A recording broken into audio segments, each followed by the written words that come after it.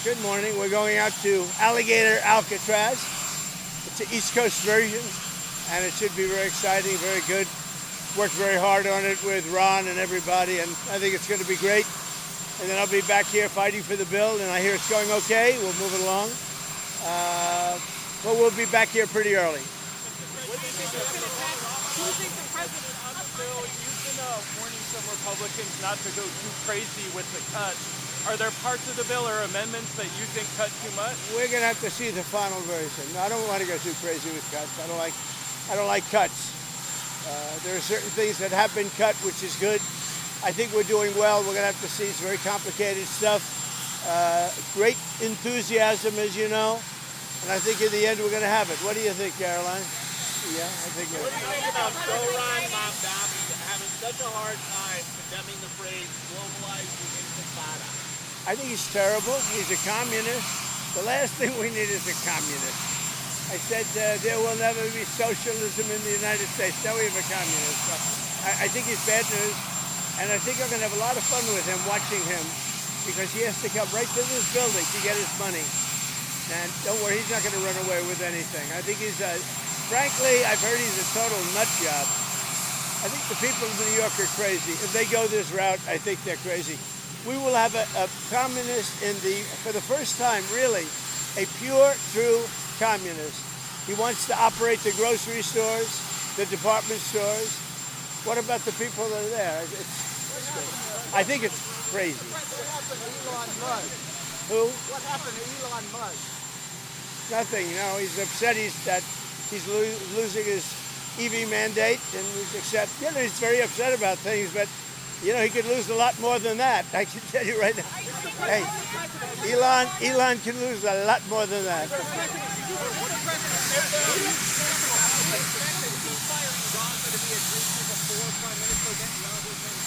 We hope it's going to happen, and we're looking forward to happen sometime next week. We want to get our hostages back. We want to get the hostages back. What if the big beautiful bill doesn't pass? You have to go through item by item by item and pass this stuff one at a time, or are you just going to try again? I think we're going to get there. It's tough. We're trying to break it down so it's really good for the country. Trying to get a lot for everybody, and it's a big bill. And smaller bills would have been easy, but they wouldn't have been as good. I think it's going to do okay. And with the Alligator Alcatraz, is the idea that if some illegal immigrants escape, they just get eaten by an alligator or a snake or something? I guess that's the concept. This is not a nice business. I guess that's the concept. If snakes are fast, but alligators are, but we're going to teach them how to run away from an alligator, okay? If they escape prison, how to run away. Don't run in a straight line. Run like this. And you know what? Your chances go up about 1%, okay? Not a good thing. What are you going to talk to Netanyahu about next Monday? Well, he's coming here. We're going to talk about a lot of things. We're going to talk about the great success we had. I mean, we had an incredible, in Iran, we had an incredible success, like really nobody's had in many, many years. That was a precision war strike, and the word obliteration can now be used because the Atomic Energy Commission said you can't even get into the place. It was demolished. It was really demolished. It was a great, brilliant strike, and how to go forward. We're also going to talk about Gaza. We want to get the rest. We got a lot of hostages back, but we're going to talk about Gaza. I don't know. I think we'll have to take a look. We might have to put Doge on Elon. You know what Doge is? Doge is the monster that might have to go back and eat Elon. Wouldn't that be terrible? He gets a lot of subsidies, Peter. But Elon's very upset that the EV mandate is going to be terminated. And you know what? When you look at it, not everybody wants an electric car. I don't want an electric car. I want to have maybe gasoline, maybe electric, maybe a hybrid, maybe someday a hydrogen. If you have a hydrogen car, it has one problem. It blows up, you know? So I'm going to give that one to Peter. I'm going to let Peter test it out. The hydrogen cars, and when they blow up, it's serious. They find you 5 blocks away. It's not good. President, how are the trade talks going? Are there any countries Everything's going well. Honestly, everything. This is very complicated because it's very big, a lot of different areas. Look, the Republicans have their heart in it. The Democrats they just want to destroy our country. A Democrat wants to destroy the country. They won't vote on it. They don't vote on anything. This is the biggest tax cut in history. Everything is the biggest in history. It's the best bill we've ever had. We can't get one Democrat vote. When do you think you'll get final? When do you think you'll get final? Nice guy, Peter. What do you think? Very nice guy. When do you think you'll get final passage of the bill? Hopefully soon. Hopefully today, if we can. Final passage. When I say final is, let's take Senate at a time, okay? But I think Senate could be today, and we go over to the House. And what about Senator Murkowski? Is there any way to placate her? Who knows? You tell me. You tell me. Is there? Alaska's done so well with me. There's never been a president better to Alaska than me. But it doesn't mean people appreciate it. Have a good time.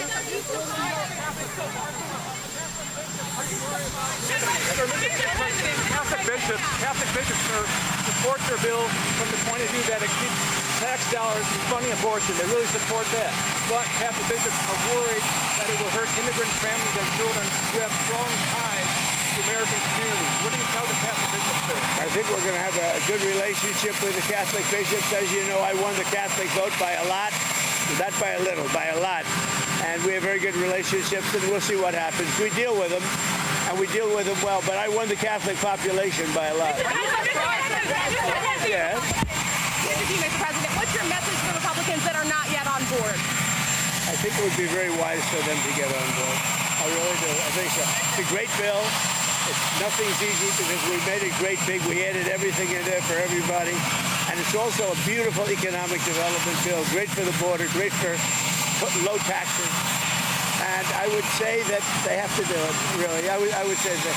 And if they don't do it, look, they'll suffer the consequences. And on the timeline, are you open to moving back the timeline, Mr. President? Sure. Do you want to keep it to the July 4th? You're open on that. I'd love to do July 4th, but I think it's very hard to do July 4th. It was 2 months ago. I would think maybe July 4th, but somewhere around there. And Elon Musk said, what did you make of that? That Republicans that vote for this bill should hang their head and shake? Look, Elon is not getting his mandate, you know. He wanted an electric mandate, and he should have known I wouldn't do that. I couldn't do that. I campaigned on this thing for 2 years. I never understand why he did what he did, but he's not going to get his mandate, and he better be careful because he might not get anything else. So. You know what that means, right? What does that mean?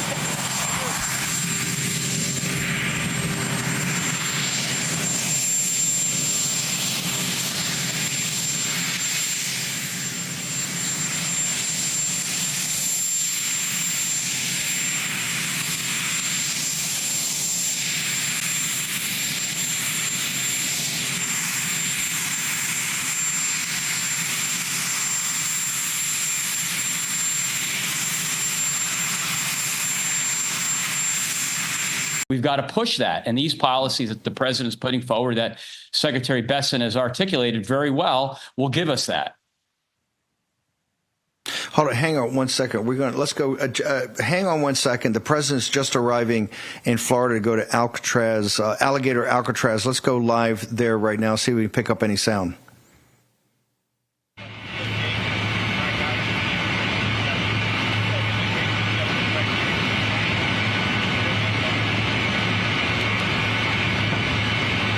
Okay, that's the president with DeSantis, Governor DeSantis. He's coming over. I think he may say something to the press. Let's go ahead and listen in. President, hello, everybody. The trip was nice, and the job they've done is fantastic.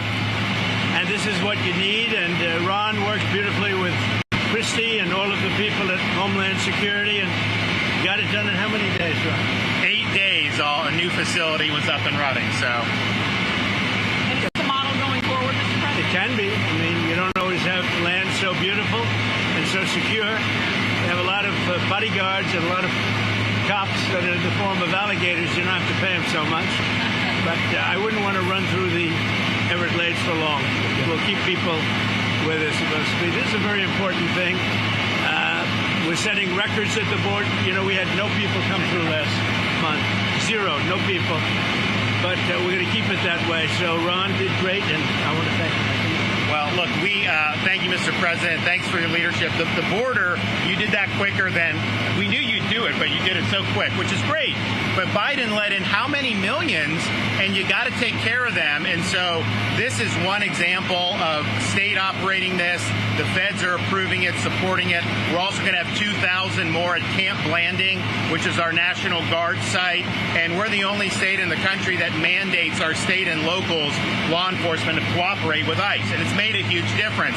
On any given day, Florida constitutes about 20% of all immigration arrests nationwide. And that's just because of the partnership that we have. So I think it's great that the president's here. What I would just say is don't let Florida be the only state. We've got very red states that should be doing this just as much as Florida's doing. That will increase their numbers. And then what happens is you'll have a lot of people that will deport on their own because they don't want to end up in an Alligator Alcatraz or some of those other places. So I think this is a model, but we need other states to step up. I was going to ask you, would this be enticing for other states to come up with their own model? They are doing it. We have Louisiana doing it big. Alabama's doing it. We have a lot of states. They seem to be red states and not too many blue states for whatever reason. You know, but the red states, Republican-run states, are doing it. The blue states don't do very well at security and policing, unfortunately. What would you say? You know, I would say that exactly right. The governor here has been fantastic in forming this partnership with the Department of Homeland Security. We were looking at different contracts with different vendors and thought, why not go straight to our governors and ask them to help us solve this problem? Florida was unique in what they presented to us, and I would ask every other governor to do the exact same thing. This is unique because we can hold individuals here, they can have their hearings, get due process, and then immediately be flown back home to their home countries. And their home countries are welcoming them. They're setting up loans for houses. They've got food assistance. They're helping to facilitate welcoming them home. I just got home from Panama, Costa Rica, Guatemala, Honduras, and they're all excited about getting their individuals back home from the United States. So and there was a lot of self-deporting. That's one thing I was actually surprised, but a lot of self-deporting. And when you have something like this, even more so. So I'd ask Ron one question. I flew over the Everglades. We did a little circle. I said, let me see. That's a big piece of land. It took us 25 minutes to fly around. Is there potential for enlargement or additional facilities out there? There may be. I mean, I think what we're doing is, because this is an important part of Florida, we're using the existing footprint of this airport. So when you guys go over there, you'll see all the beds, the medical, the galley, everything is on the concrete. We're not using any of the other stuff. Now, as you'll see, there's a lot of concrete, so there very well may be. I know Secretary Noem and her team have said as soon as the president departs, we'll be open to start receiving folks. I see what the tempo is. We do have the 2,000 in Northeast Florida that will open very soon. So it is possible to do. One of the things I think that is exciting about this is we're offering up our National Guard and other folks in Florida to be deputized to be immigration judges. We're working with the Department of Justice for the approvals. I'm sure Pam will approve. But then I'll have a National Guard judge advocate here. Someone has a notice to appear. Biden would tell them to come back in 3 years and appear. Now you'll be able to appear in like a day or two, so they're not going to be detained, hopefully, for all that long. We'll have people here in this facility that can make, it's a bureaucracy. The president's got to deal with the bureaucracy. Now, that Supreme Court ruling was good because that's going to allow him to be able to exercise Article 2 the way founders intended, but you still have bureaucracy, so we want to cut through that so that we have an efficient operation between Florida and DHS to get the removal of these illegals done. How many initially, Mr. President? Going after the worst of the worst, or are you now arresting anyone? We're doing the worst of the worst, always first. And I think it's great government, what we've done. And nobody can ever forget what this group of people, Biden or whoever it was, because it probably wasn't even Biden, I don't think he knew what Biden, whoever it was, what this group of people, a small group that circled the Resolute desk, what they did to this country. Think of it, what your time, all the time you have to waste doing this. It's an unforced error. We had nothing. We had no problem with this. This is some of our staff, Florida Business Community staff, part of our vehicle here. Some of our soldiers get reported.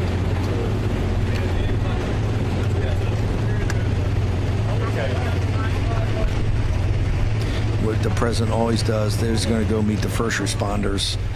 This is, I can tell you, first responders love this. Let's keep the audio going, see if we get anything.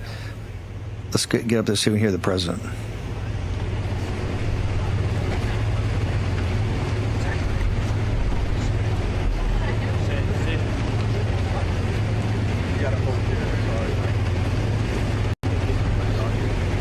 The first responders love this. The president acknowledging their work, says a few words to them. Normally, if there's time, he goes by and does a personal greeting. Okay, there's the Wrangler. They're wrangling. Okay, as soon as we get a shot back. I love this. This is real live television, folks. I love it. This is what Real America's Voice in the World. We've dedicated ourselves now in President Trump's second term to make sure we get as much of this as possible so you can see it. Nobody else covers it, nor the channel, nor the network covers this like we cover President Trump's presidency. Why are we doing that? This is history in the making. Not only do you see where the rubber meets the roads on the important issues of the day. Because remember, they're talking, and it's theoretical, and they're debating in the Senate. You hear all this. You hear the cable pundits all the time. I think our belief here is if you see it yourself, see what you see, if we show it to you, and sometimes all its grittiness and imperfection because it's live, you get a better sense of what reality is. When you talk about the mass deportations and you talk about how do we get this country set up again, from the coverage we did in the streets of Los Angeles and that battle they had a couple of weeks ago, to this deportation center in Florida. And the deportation center speaks a lot about the MAGA movement in Florida. People down there want, and remember, we have such a large community of Hispanic Americans, Hispanics and Latinos in Florida. These folks want the illegal aliens out of here. They want the criminals out of here. They want the bad hombres out of there. They want the mass deportations. And so Governor DeSantis and the legislature responded to that, and Governor DeSantis, taking executive action, has taken initiative. And this initiative President Trump wants to see, because we should have these in Texas. You should have these booming, all over the country, particularly in red states, as President Trump just said there a moment ago. Louisiana, Alabama. I would love to see Arizona step up and do this. California, probably not going to see that because of the politics of it. I thought this was so professional and so well done that you should come and look at it as opposed to standing around and not knowing where we are. And we're just taking tours through the areas where they stay and the areas where the medical is and all. And they've really done, between Christy and Ron and the whole group, it's really government working together. And congratulations to you guys. But I wanted you to see it as opposed to waiting for us and then say, how was it, right? It really is pretty amazing. Did they take the vote yet?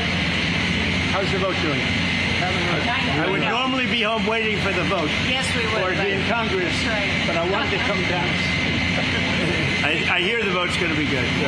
So you'll let me know. You'll let me know. I will let Have you know. they taken it? What's that? They're taking it now. I don't think they're taking the vote yet.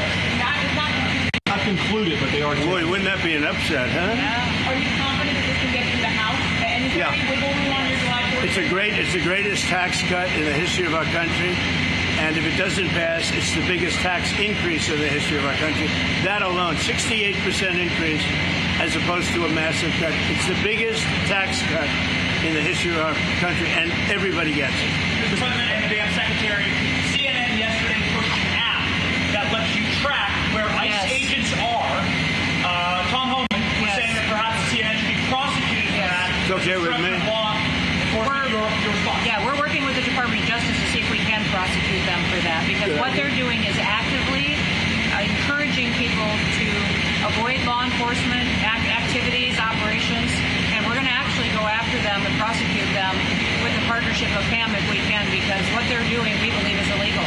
And they may be prosecuted also for having given false reports on the attack in Iran. They were given totally false reports. It was totally obliterated, and our people have to be celebrated, not come home and say, what do you mean we didn't hit the target? We hit the target quicker. The pilots came home and they said we hit the target quicker. So they may be very well prosecuted for that. What they did there, we think is totally illegal. Okay, let's go. Follow us. Hi, Brian. Doing all right? Ron, this is the boyfriend, very lucky, of Marjorie Taylor Greene. Oh, really? He works for who? He works for Real America's Voice. Oh, okay, good. You think it's easy doing with Marjorie? She was working out pretty hard this weekend. She was, wasn't she? Yeah, she was. All right. So again, Mr. President, this is... We're going to hold right here if you don't mind.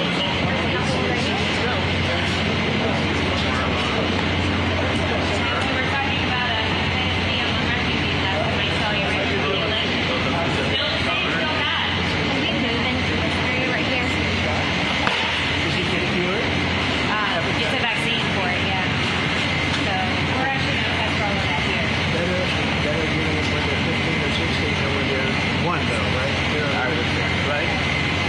I was a little worried when they get my shot.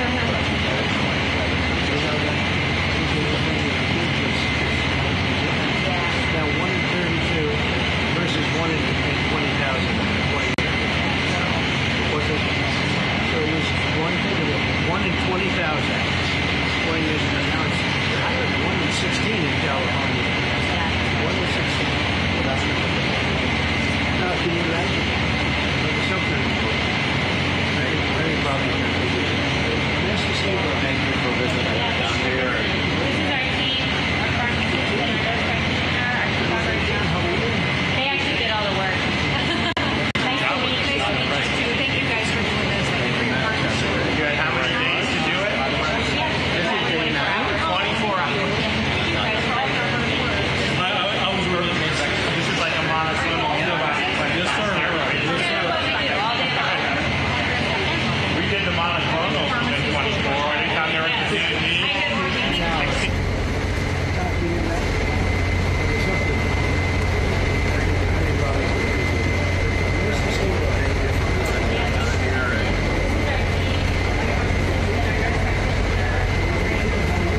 They actually did all the work.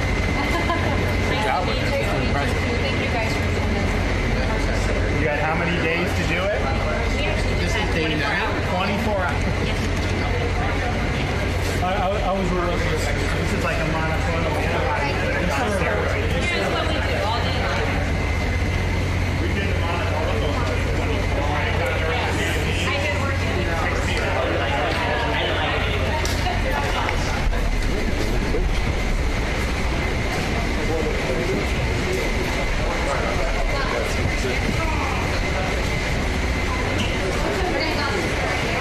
That's really good. Oh, okay, we're going outside. Watch your step, please. Okay, let's try to be. There you see the Wrangler. See her? She's wrangling. Now the media moves down. President's inside. Media moves down. They'll get him, I guess, on the coming out. So the Wranglers take it. Real America's Voice, Brian Glenn. Absolutely amazing. President getting a full briefing right there. Photographers coming in. You're going to have now. Here we come right now. There's the president. There's Secretary Kristi Noem. And, of course, one of the local supervisors explaining everything they're doing. They put this up in 8 days. President getting a very detailed tour. Governor DeSantis right in back of him. The president, as soon as we go audio, let's go audio. I want to get everything the president's saying. But, man, I will tell you, there's nothing Donald Trump loves better than doing something like this. Taking a tour, something that's been manifested, something's been built to execute a policy that he understands is one of his core policies. So this is fantastic. He's changed his schedule around today to do it. He's going to do I think on Thursday, Thursday in Des Moines, Iowa, we're going to have a kickoff of the 250th birthday of the United States of America with a rally in Des Moines. We're going to cover that wall to wall. But as much as President Trump loves rallies, and he loves rallies, I think this is the thing he loves the most, to go around and see things that have actually been built, actually been manifested on his policies to help the citizens of the United States, because this is where it's action, action, action. And he realizes, I think this opens up in a couple of days, and then they're going to have thousands of illegal aliens in here ready to be deported back to their home countries, which is what one of all the rallies, all the speeches, all the debates, all the polling, everything gets down to this is where the rubber meets the road. It's actually happening on a mass scale. Let's go and go to audio.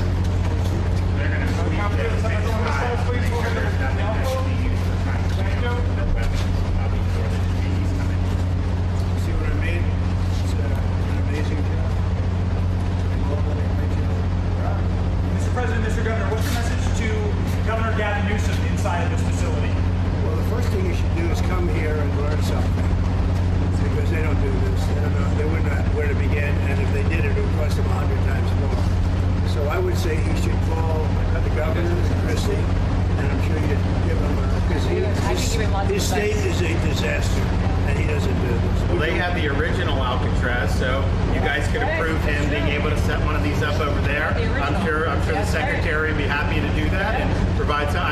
My sense is he's probably not going to bite on that, but I don't know that they'd be able to come in at cost because they tried to do this high-speed rail. They spent like $150 billion, no tracks. We've got a privately funded rail in Florida from Miami to Orlando, cost the taxpayer zero, and it's very successful. So just a much different approach between states. Hey, Mr. President, when's the first person checking in this beautiful Alcatraz? He ought to come here and study this because he could learn a lot. When's the first person checking into the room, sir? Tomorrow. Hopefully tomorrow, within the next 24 hours. They have the doctors, they have all the professionals. There's going to be a security sweep because there have been civilians here, so they will sweep this multiple times to make sure there's nothing can be used as weapons or any contraband. And then once that's cleared, then they'll do. So it's really up to Secretary. I know has got people in the queue, and so they'll be ready to receive. I think our viewers at home should note that this is air-conditioned facility. Yes, so if any of the news claims they're keeping them out in the hot, humid South Florida, that is wrong. It's probably 62 degrees in here. Or 72. Hey, Biden wanted me in here. Okay, he wanted me. It didn't work out that way, but he wanted me in here. Mr. President, what's your expectation what this will do for the speed and force of deportations? Well, a lot of things, and they're both telling me that these people come in here, they want to go home, and they want to go home, so we immediately send them home. Where it's appropriate. Now, if somebody's a real killer, we can't send them anywhere. We put maximum security. Look, what we inherited from this guy, this incompetent man, and his administration, which wasn't incompetent, it was radical left, lunatic, communist, whatever you want to say. I know most of them. What we inherited should never, ever be forgotten. What they've made us do. This is all because of an open border policy where 25 million people flowed in.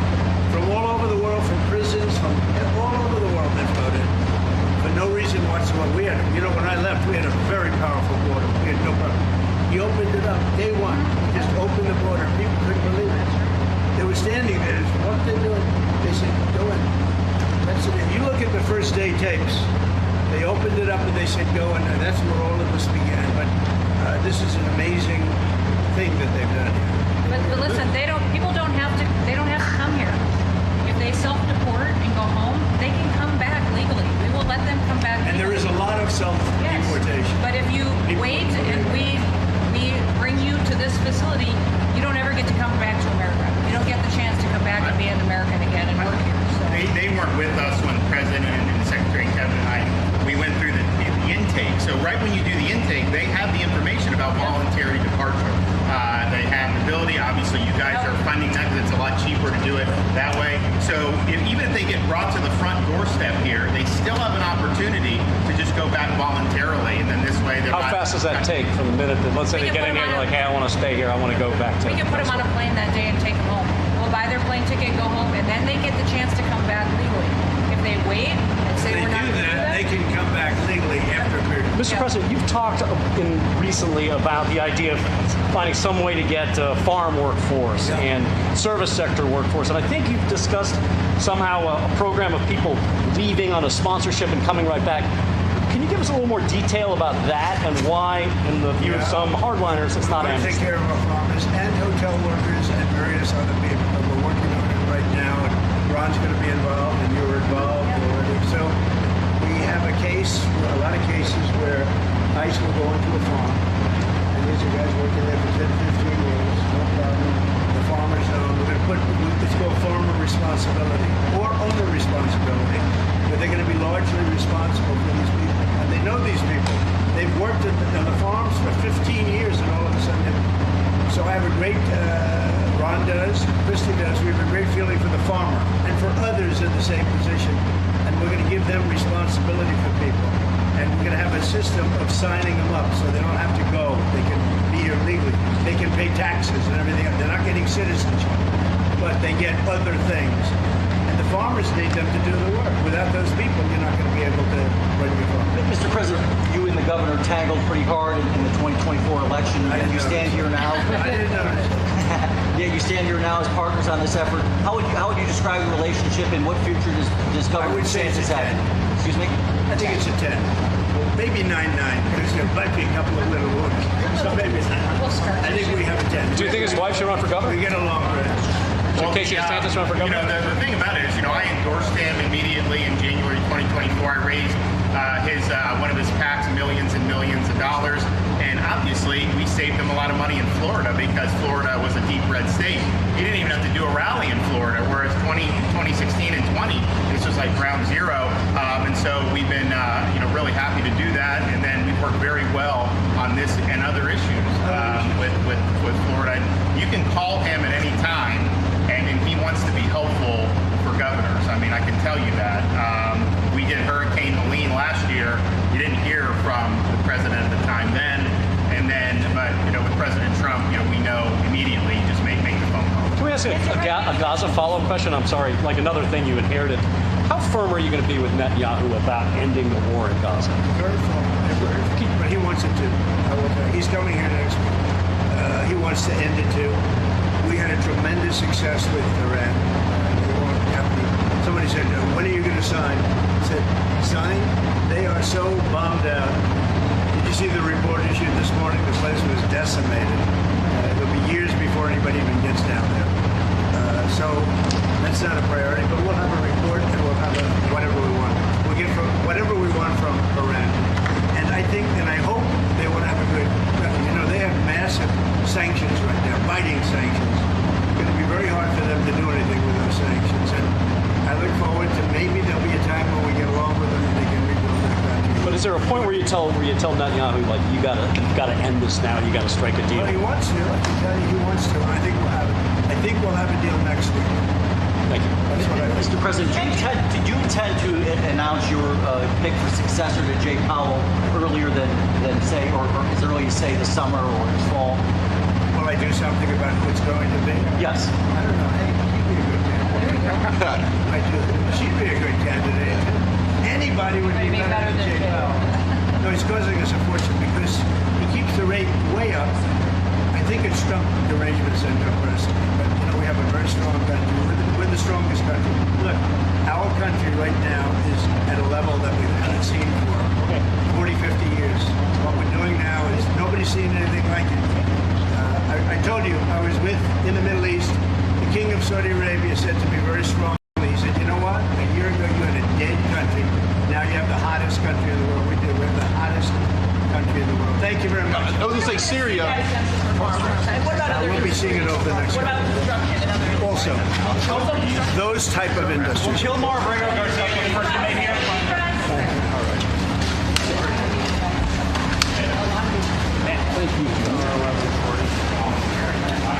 Right this way? You see right there, the president.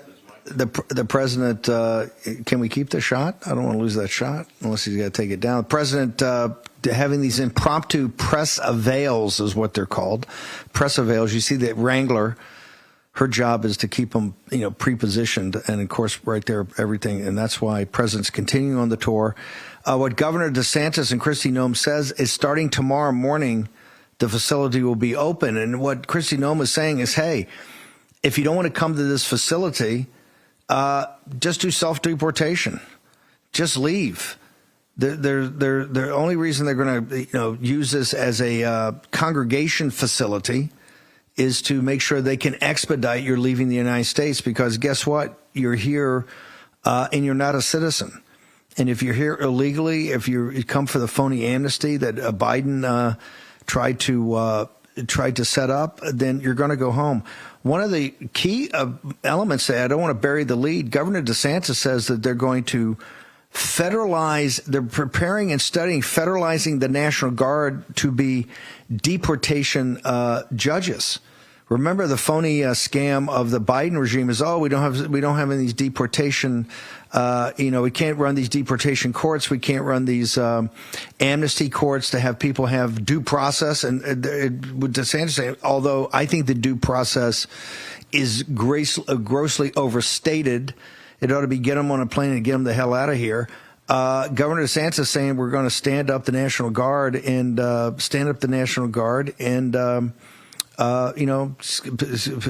them as these deportation judges, stamp it. Okay, we heard you. Move on. Gone.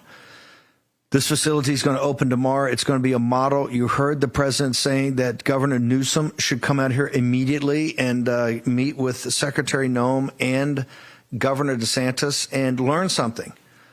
We need California to get with the program. And this is this huge fight against the neo-Confederates like Gavin Newsom about this, as soon as we get more audio, as soon as we get a better picture, more audio, we're going to go right to it. The president thinks actually going to have a step in and have a real facility, not the best shot right there, Real America's Voice. We get that camera up. The president's going to a facility, and right there you're going to have he's going to be actually addressed. You see right there at the bases, there's going to be a little press conference and some discussion right here. He's going to have officials. The president does this. It's a meeting where he has various officials. There's the president coming in. Let's cut to the audio, see what we got. Well, I'd like to just thank everybody for the incredible job they've done. I love the state. As you know, Ron and I have had a really great relationship for a long time. We had a little off period for a couple of days, but it didn't last long. It didn't last long, and a lot of respect for each other. And it's a great honor to be deep in Florida, the Florida Everglades, to open America's newest migrant detention center. It's incredibly built, and you're seeing that yourself. That's why I said, let the press join us on our walk so they can see what's happening. It's known as Alligator Alcatraz, which is very appropriate because I looked outside and that's not a place I want to go hiking anytime soon. But very soon this facility will house some of the most menacing migrants, some of the most vicious people on the planet.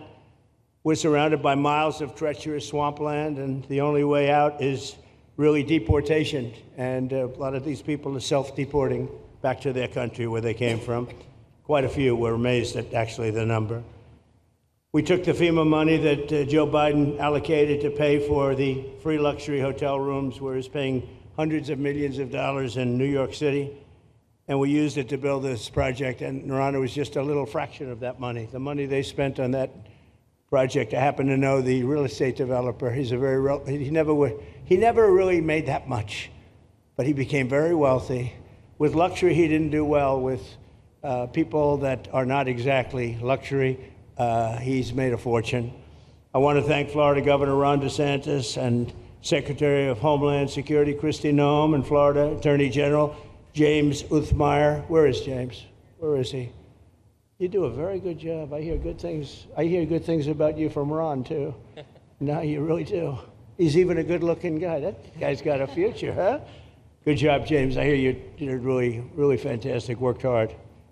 You're like in the construction business for a few days, right? Congratulations. For all the hard work and to make this facility possible. It's amazing. Thanks as well to Florida Agricultural Commissioner Wilton Simpson. Where is Wilton? Where are you, Will? Hi, Wilton. Been a long time. Thank you. Congressman Byron Donalds. Where's Byron? Hi, Byron. How are you? Good. Florida Speaker of the House Daniel Perez. Daniel? Daniel? Thank you, Daniel. Boy, you didn't want to sit up here with us, Daniel. Executive Director of the Florida Division of Emergency Management, Kevin Guthrie. Hi, Kevin. Good job. Acting Director of ICE, Todd Lyons. Todd, great job. and Senator Joe Gruters. He is a great guy. Where is Joe? We love Joe. Thank you, Mr. President. Thank you very much. Welcome home. Thank you. Thank you, Joe. Joe is great. With the help of those incredible Border Patrol agents, we now have the lowest level of daily border crossings ever recorded. As you know, last month, the month of May, just got released 2 days ago, the number of illegal aliens into the United States was zero. Even I find that hard to believe. Somebody must have gotten in, I think. I don't know, but they say zero. And the people that count them are radical left Democrats. So when a radical left Democrat tells me it's zero, I believe him. But there's still much work to do. In the 4 years before I took office, Joe Biden allowed 21 million people, that's a minimum, I think it was much higher than that, illegal aliens to invade our country. He invaded our country just like a military would invade. It's tougher because they don't wear uniforms. You don't know who they are. More than the populations of New York City, Los Angeles, Chicago, Houston, Phoenix, and Philadelphia combined. That's what came into our country from prisons, from mental institutions, from street gangs, drug dealers. It's disgusting. This enormous country-destroying invasion has swamped communities nationwide with massive crime, crippling costs, and burdens far beyond what any nation could withstand. No nation could withstand what we did, and we're in the process of doing it, but we have some great people doing it now, and you see them up here with me, but it's, I'd call it like an unforced era. It's sort of like men and women sports. It's sort of like transgender for everybody. How could they have done this to our country? And we're never going to forget it. Last year, 15% of all the hotel rooms in New York City were used to house illegal aliens at costs that they never got for luxury. They never got this much for luxury people coming in from the wealthiest places on earth. They made more money with the illegal immigrants, with many rooms costing more than $300 a night, 6 times the rent of a typical American family. In Denver, Colorado, the city was forced to cut $10 million from its police and fire department budget as part of a $90 million plan to house illegal aliens. And it's a population that's growing and growing and destroying Denver and growing. And again, it's destroying Denver. And it's destroying many other cities, too. Likewise, one of the city's largest hospital system is drowning in unpaid medical bills, unpaid in the billions, after their emergency rooms were flooded with tens of thousands of illegals, leading to the closure of critical services. And these are really critical services. They can't even keep them open for American patients. The American patients were treated worse than any illegal immigrant. In Los Angeles, 1 in every 4 students in the public school system is from a household headed by an illegal, and most of them don't speak English, so they're in a school system, and they don't have interpreters, they don't have anything, they don't speak English. What a mess, what a mess. Unforced error, all these people allowed to come in. The United States is now spending $78 billion a year on translation. Okay, think of that, $78 billion a year on translation, and smaller numbers on special education programs for non-English speakers in our public schools. So $78 billion, I think that's not a mistake. I would say $1 million maybe, hundreds of thousands of dollars, $78 billion, Joe, on translators and non-English speaking work. Federal government, the Justice Department, it's more than twice the cost of maintaining the United States Justice Department, what we're spending on translation and other things to help. In total, the average illegal alien costs American taxpayers an estimated $70,000. That's each, $70,000. I think that number is even low. If you care about balancing the budget, the single most impactful step we can take is to fully reverse the Biden migration invasion.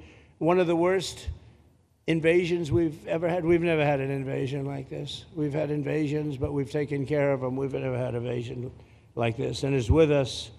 And we have some very bad people out there looking to do big harm. That's why the One Big Beautiful Bill includes funding for 3,000 new Border Patrol officers and 10,000 new ICE agents. And I've gotten to know the Border Patrol, and ICE very well. Unlike Kamala, she was the border czar, but she never saw the border. She never made one phone call. She was some border czar. She would have been some president. Probably would have been slightly better than Biden, though. I had to run against both of them, you know? The one guy, it's like a fighter. You knock out the one guy who's doing badly, then they put somebody else in. But fortunately, she was a stiff also. Otherwise, I would have been very angry. I would have been extremely angry. The heroes of ICE will also help round up and remove members of the savage drug cartels, which are coming back into our country. And we got them out. Now some of them came back in. We just got them out again. And that's going to be a vicious cycle.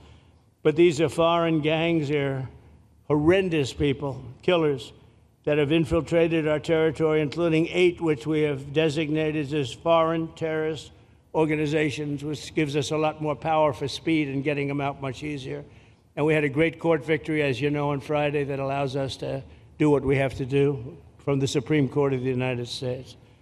In 5 months, my administration has already arrested over 2,700 members of the murderous Venezuelan gang known as Tren de Aragua, including a pack of these sadistic animals arrested last month with over 280 guns. And these are guns of the latest caliber. These are guns that were made over the last period of less than a year, getting brand new guns, the latest and the greatest.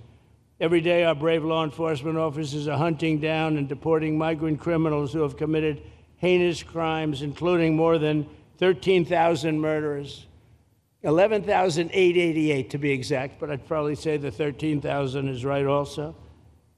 Think of it, 11,888, and more than half of them, they committed more than one murder. So, Ron, many of them are out of here already, but it's still it's a hell of a number to be confronted with. Just this year, ICE agents in Miami have apprehended illegals with arrests for murder, kidnapping, rape, child sexual abuse, and arson, people of the worst order. We're getting these monsters out of the United States, out of Florida, out of all the places that they're in. And on January 20th, I signed an executive order empowering governors and state police to be deputized to enforce federal immigration laws. And Ron's already taken advantage of it. It's a tremendous advantage for the states. Most of them are doing it. Actually, the blue states tend not to do it. Even a couple of them have, though. And I want to express my tremendous thanks to the state of Florida for embracing this opportunity and being a true partner. They've worked so well with the federal government. It's been just a beautiful, beautiful partnership. So, Ron, I'd like to thank you personally. You are my friend, and you'll always be my friend. And we may have some skirmishes even in the future. I doubt it, but I will always come back because we just we have blood that seems to match pretty well. We have a relationship that's been a very strong one for a long period of time, and I appreciate it, very much appreciate it. And also, Secretary Noem, I'd like to have you say a few words. You have been unbelievable, the job you've done. You and our favorite person, Tom Homan, have done, and your whole staff, because it's a lot of people, and Tom acknowledges it all the time. He respects you so much. He respects the staff that you both built. And you're really doing one of the great jobs. And it was great that you could work with Ron in Florida so well. Built such a great facility. So please say a few words. Thank you very much. I don't know if this will work. Well, thank you, Mr. President. First of all, I want to thank you for putting the safety and the security of the American people first, and the way that you never lose focus on making sure that America stays our priority and that the families that live here get the chance to grow up and to raise their children in communities that are safe and that give them an opportunity to pursue the American dream. This facility here is a fantastic representation of what can happen when all of government works together and when it's accountable to the taxpayers and to the citizens that live here. The president signed an executive order that allowed us to build partnerships with states and with local law enforcement officers, which is exactly how things should function in this country. More power, more authority given to people locally so that they can take control of their own destiny. And so we have already been working under the 287G program to deputize law enforcement officers, whether they be state highway patrol, local sheriff's departments in all of our states, and allow them to go out with our ICE officers, our Border Patrol officers, and make sure that we're getting the worst of the worst off of the streets. We also recognize that as we've been doing that and returning people back to their home countries, that we need detention facilities. We need beds to put them in place so that they can have their due process before they return home. And this facility is exactly what I want every single governor in this country to consider doing with us. What happened to start this conversation was that a young man named Jimmy Percival in my office, my general counsel, who came from Florida and used to work here, called up the Attorney General and the governor and said, hey, what do you think about partnering with us on a detention facility that we could put in place that would allow us to bring individuals there? There's an airstrip close by. You guys volunteered the assets that you have and the connections that you have and worked with Kevin extensively so that we could come here, have their due process given, and return them home to their countries.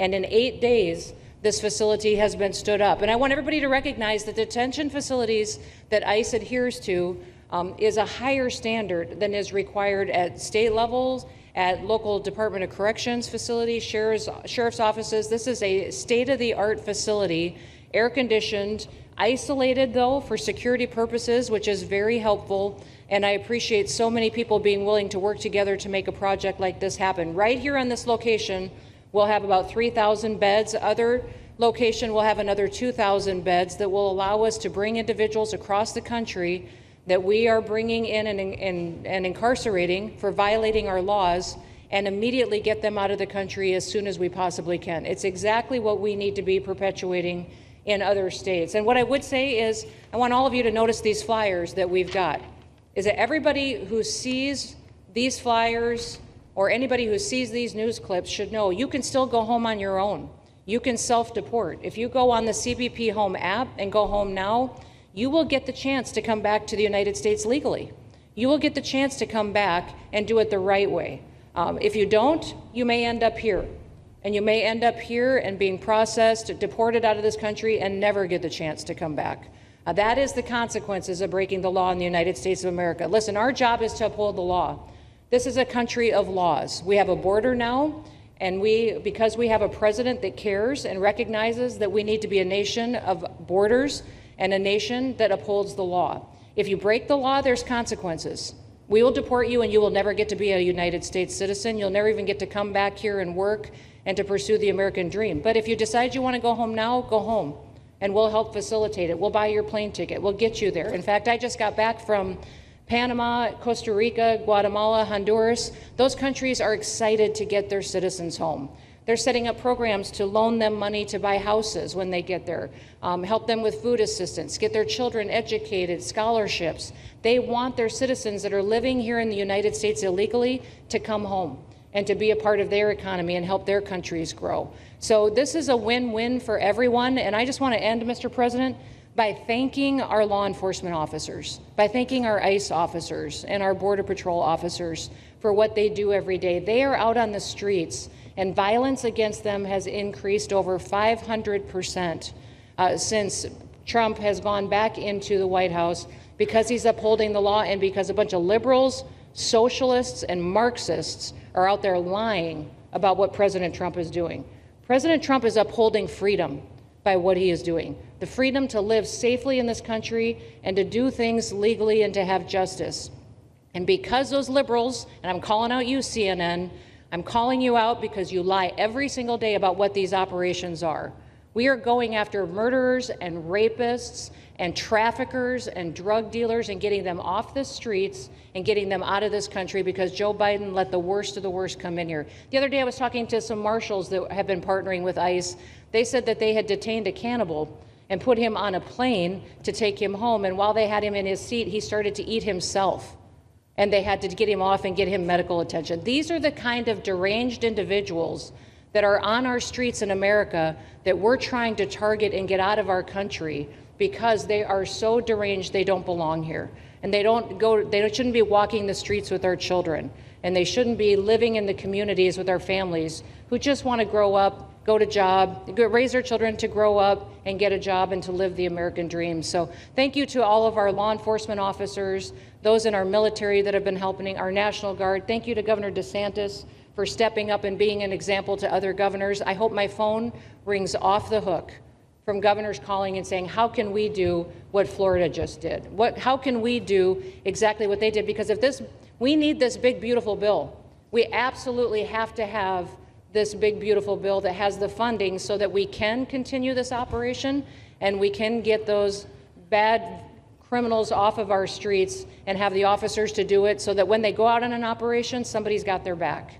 Somebody's got their back, they can do it safely, and they can go home to their families at night too. So this bill needs to pass through Congress so we have the resources at the Department of Homeland Security to make sure that our homeland truly is secure. And Mr. President, thank you for Stephen Miller.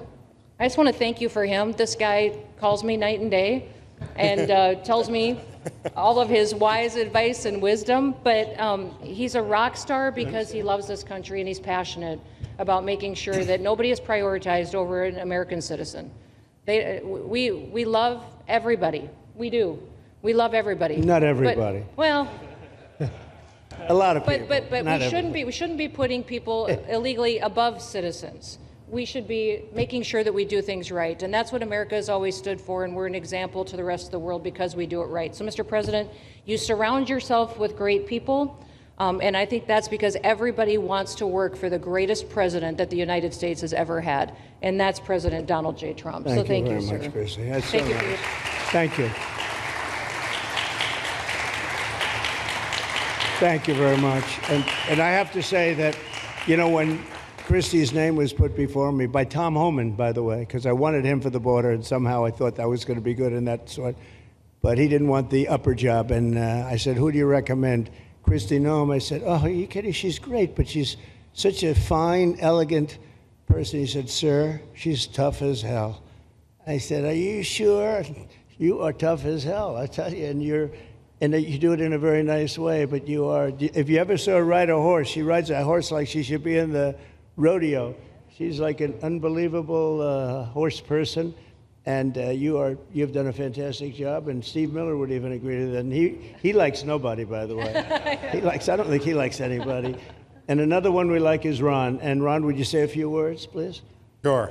Well, thank you, Mr. President. Welcome back to Florida. And I think this is the first time you've been back since the events of a couple weeks. So just let me say, as somebody that was serving on active duty in Iraq back in the day, we witnessed the number of our troops that were killed or wounded by the Iranians.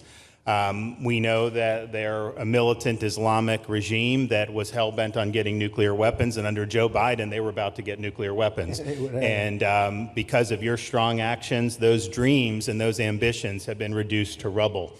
And I thank you. I know a lot of veterans thank you, and people in Florida really thank you for stepping up and really making a strong, tough, but strong decision. I think we're much safer as a result of that. Now, on the immigration, I think President Trump's election represented the chance for us to finally solve this illegal immigration and border problem once and for all.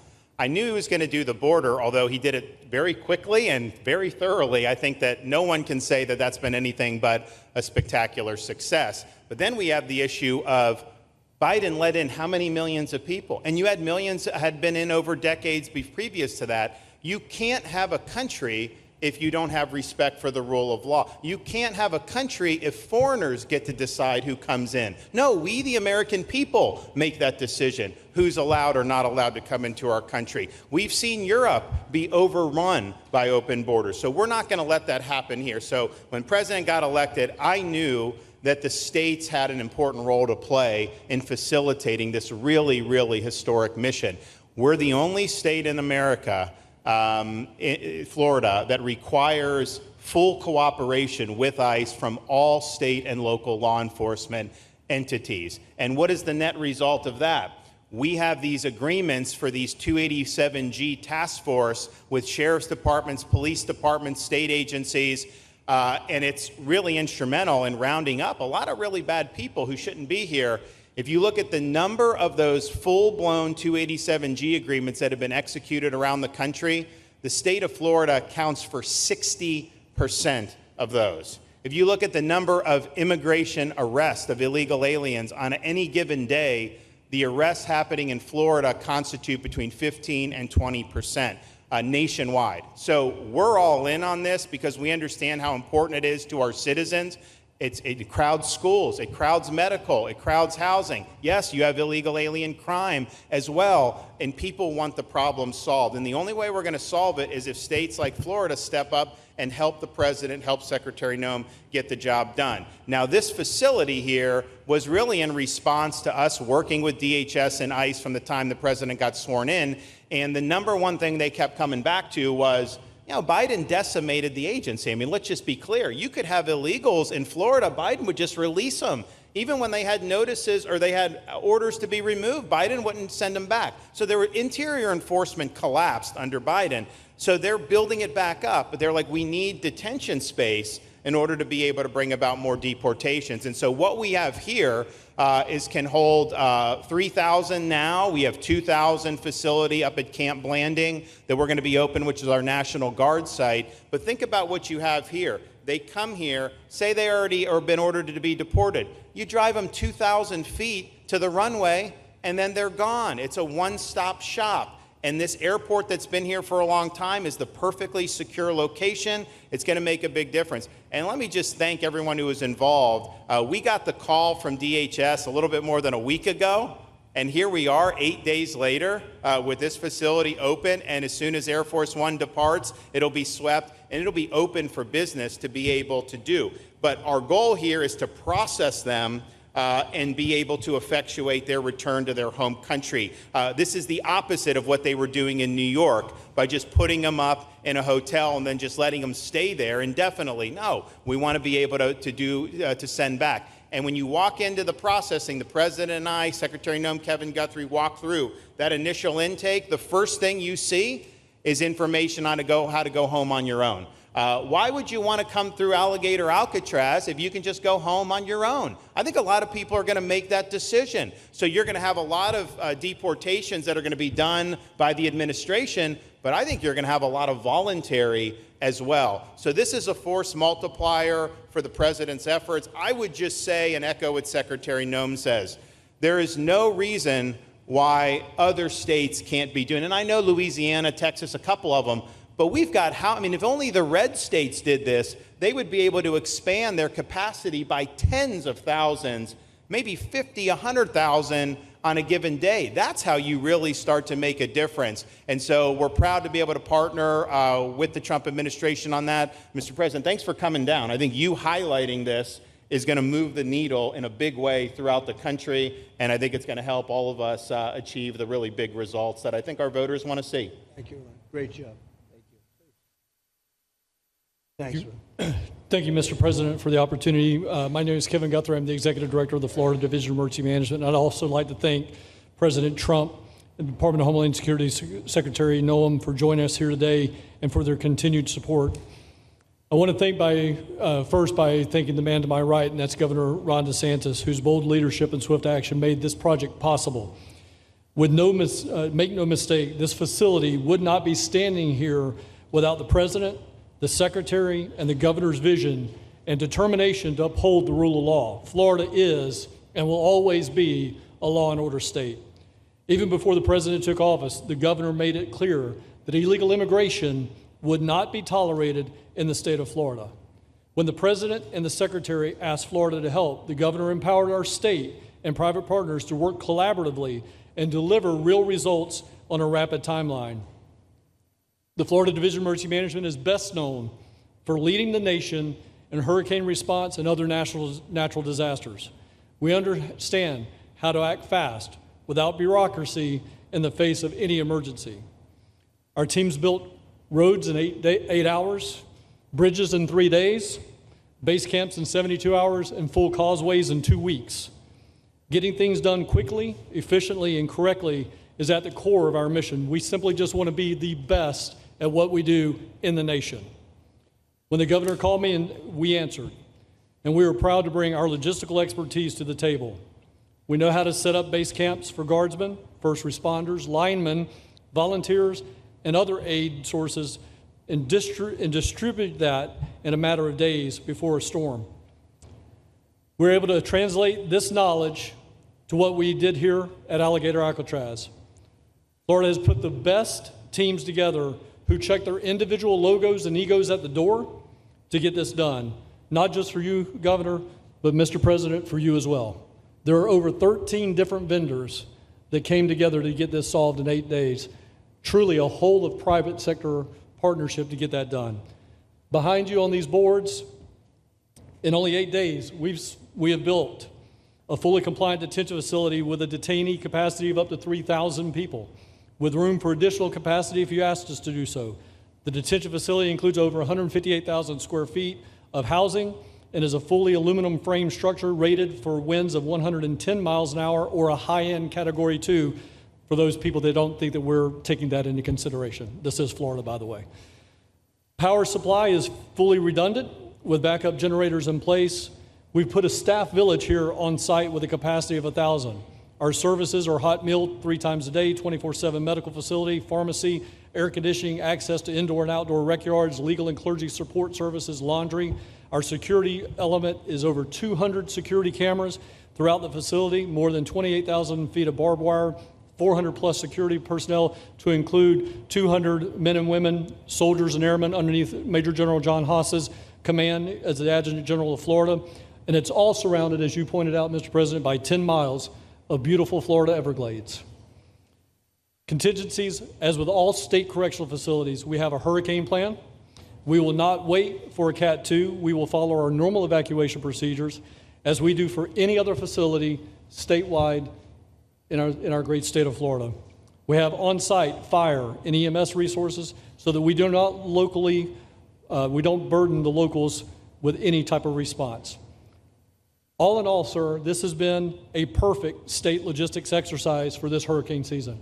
Everything we did here in the last 8 days, God forbid, if we have a hurricane, we're going to do it again. This was a dress rehearsal for us, and we are ready, willing, and able to support you, sir, the governor, secretary, and everything that you need us to do. Just a week ago, it was a taxiway and a runway, and now is a fully functioning facility. We are happy to support you, Mr. President, Governor, Secretary. Fantastic, Joe. Thank you.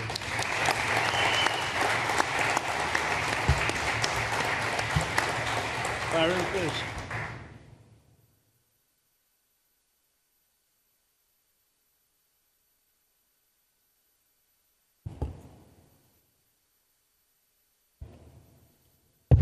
There we go.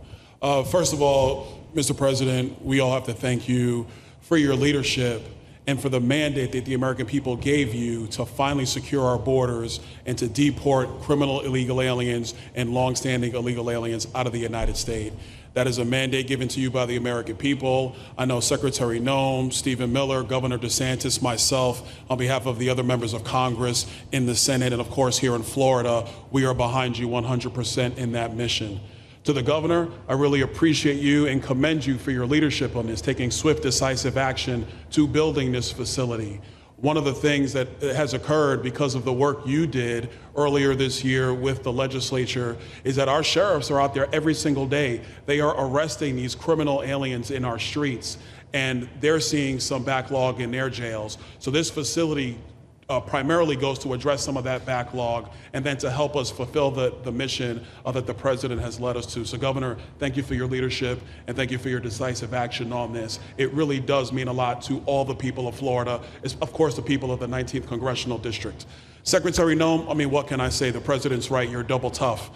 So we appreciate all your leadership. You and Tom Homan have been doing a great job. And I'm actually going back to DC after this because we have to vote on one big, beautiful bill in the House. We have to get that to the president's desk so we can get you the resources that you need to fulfill the mission that the American people have asked us to do.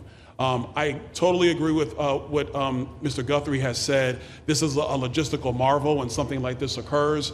We've seen Florida Department of Emergency Management answer the bell time and time again. The governor has said we need to accomplish this, and DEM gets that job done. And we had a side conversation about, I know there were some concerns. People were like, well, what happens if a hurricane comes? What happens if this happens? And I looked at Kevin Guthrie and I said, you already have a plan, don't you? And he goes, of course we have a plan. You know that we do. This is what Florida does, Mr. President. And so I want to commend you for your leadership and your vision on this. Governor, thank you for all that you've done with your vision and determination. Secretary Noem, we're going to get the bill done so you get the resources you need. See you, sir. Thank you very much. Oh, thank you. Wow. Thank you. You know, I'm waiting, listening to these wonderful words, and they are music to my ears, but I was also wondering how we're doing, because I know this is prime time. It shows that I care about you, because I'm here and I probably should be there, but we do care. Thank you very much. James, please. We're all happy now, James. Yeah. Well, I can speak on behalf of all of our sheriffs, state law enforcement, our police chiefs. We are going to continue to make arrests, our pedals to the metal, as many as we can. We want to fill this place up. The governor and Kevin have shown they can build bridges in 3 days, so why not some detention facilities? Hopefully there's more to come. And you really kind of were the inspiration for this. We like the idea of reopening the original Alcatraz. I don't know if that can happen or not, but we thought, hey, we've got our own natural Alcatraz in the middle of the Everglades. Right. Great runway, great perimeter, so let's make it happen. In Florida, we walk the walk, and we will deliver for all of you. Thank you. Well, I heard you were responsible for the locational pick, and you cannot have picked a better location. I said, whoever the hell made this choice, I know you're taking a little heat from some environmental groups, but I take it all the time, and that's an honor.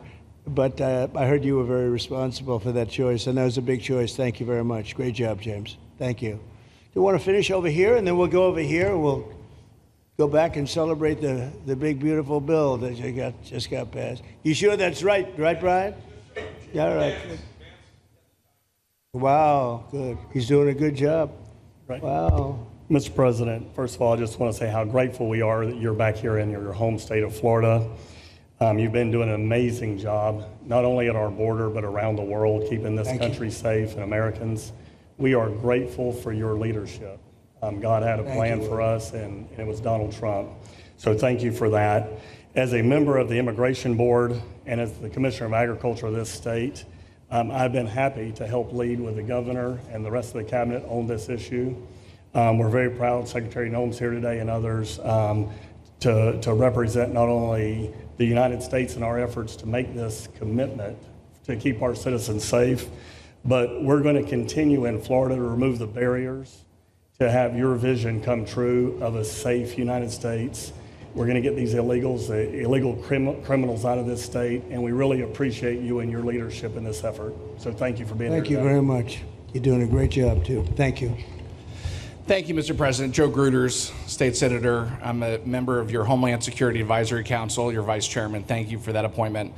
And thank you for coming back to Florida and everything that you do. Every single day you are delivering on the promises that you promised to us at all of the events you've done throughout the years, but specifically this last campaign. You deserve all the credit for everything, and you are surrounding yourself with incredible people like Secretary Noem, Stephen Miller, and just like your big, beautiful bill here in Florida, there was a lot of commotion about our immigration bill.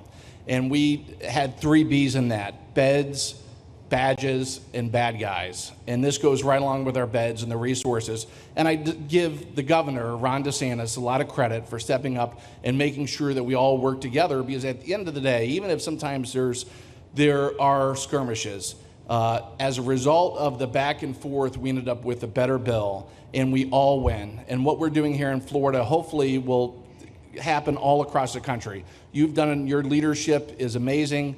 Keep up the great work, and just know that Florida loves President Donald J. Trump. Thank you very much, Joe. Appreciate it for a long time. Appreciate it. By the way, Okeechobee is something that we did together also, and that was a lot of money spent. I hope it was well spent. I know we did a Rolls-Royce job, but it's a lot of money that we spent out there together. And how is it going? You can delegate that to us, because we move faster than the Army Corps. Good. So we will finish that reservoir. Good. If you delegate it to us, I'll get it done and much quicker. Oh, I would do that. Yeah. I'll tell you. Let me ask myself permission. Permission granted. Go ahead, get the thing, get it complete. You want to do that? All right, we're gonna go talk to the Army Corps then after this. Good. You can move faster, actually. Please. I think it. Oh, No, sir, just first on behalf of the men and women of ICE, we just want to thank you for allowing us to do our job again. You know, your vision and under Secretary Noem's leadership, this is what the American people want. And I hope that you see great results of what we're doing out there every day, getting the worst of the worst out of our communities. Because of you and Secretary Noem, I have the privilege to lead one of the most premier and the finest law enforcement agencies that we do have in the United States. And the men and women of HSI and ERO Miami do incredible work like you highlighted. And with the governor in the state of Florida, the partnership in Florida has been amazing. The 287G program is only going to help us to identify all those known gotaways and get the worst of the worst out of the neighborhoods. And through our Homeland Security Task Force, we are going to make America safe again. So thank you very much to both you and the Secretary. Thank you, Todd. Great job.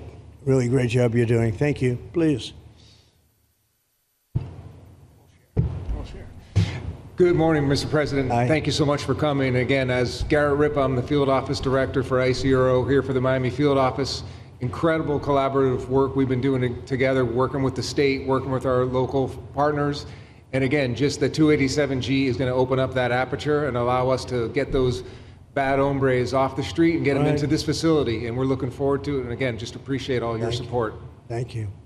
Always thank you. You've always been so great. Thank you very much. Please. Good afternoon, Mr. President. On behalf of Air Marine Operations, my name is Andres Blanco. I'm the Executive Director for Southeast Region. AMO continues to execute and support your executive orders. Air Marine Operations brings a unique capability both in the air and the maritime domains.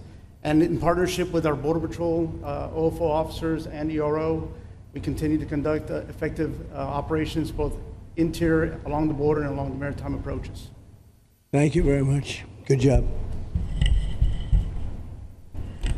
Good afternoon, Mr. President. Jose Figueroa. I am the Acting Special Agent in charge for Homeland Security Investigations here in South Florida, and our office covers from Key West to Fort Pierce. Tremendous collaboration here with the state and our federal partners. HSI is conducting criminal investigations into TDA, MS-13s that are involved in human smuggling, sex trafficking of minors, and we will continue that effort with your support. Governor DeSantis, thank you very much for this facility. Looking forward to continue the great work. Thank you. Thank you very much. Steve, would you like to say something? Our star. Thank you, Mr. President. I just want to say on a personal note, getting to watch what you've done over the last 5 months to deliver on a 50-year hope and dream of the American people to secure the border. When President Trump came into office on January 20th, the United States had endured the largest wave of illegal immigration in human history.